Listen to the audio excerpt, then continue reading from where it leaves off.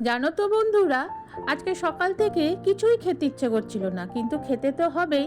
ফ্রিজটা খুলে দেখি যে অল্প পনির পড়ে আছে। তো চটপট একটা রেসিপির কথা মনে পড়লো। চলো দেখা যাক কি রেসিপি বানাচ্ছি।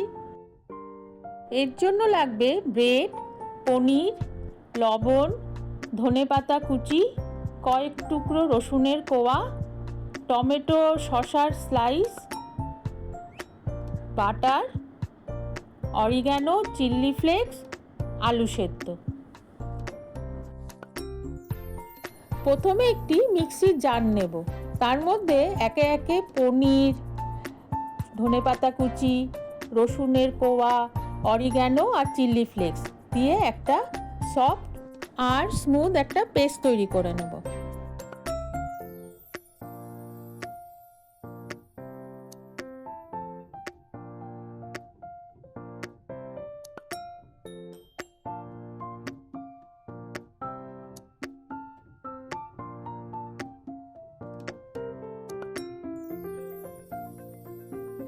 দেখো আমার পেস্টটা রেডি হয়ে গেছে।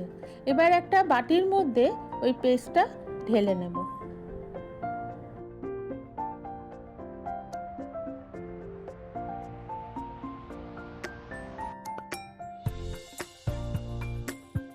এখন ওই বাটিটা সাইড করে রাখবো, রেখে এবার দুটো ব্রেড নেব। ব্রেডের চারপাশটাকে কেটে নেব, তাতে স্যান্ডউইচটা দেখতে একটু ভালো লাগবে।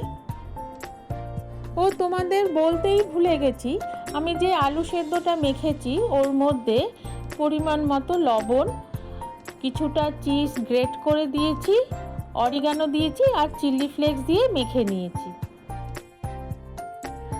এবার একটা ব্রেডের স্লাইস নেব, তার উপরে পনিরের যে পেস্টটা তৈরি করে রেখেছিলাম সেটা স্প্রেড করে দেব।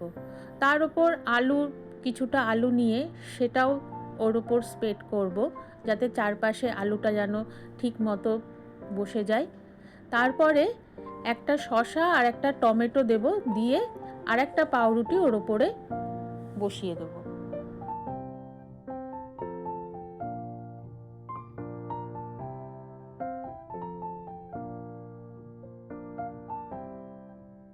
এরপর গ্যাসটা অন করে একটা ফাইন প্যান বসিয়ে কিছুটা পরিমাণ বাটার দিয়ে ব্রেডটা এপিট ওপিট করে একটু সেঁকে নেব। আমি একটু ক্রিস্পি পছন্দ করি, সেই জন্য একটু বাটার দিয়ে একটু সেঁকে নিলাম। তোমরা এমনিভাবেও খেতে পারো।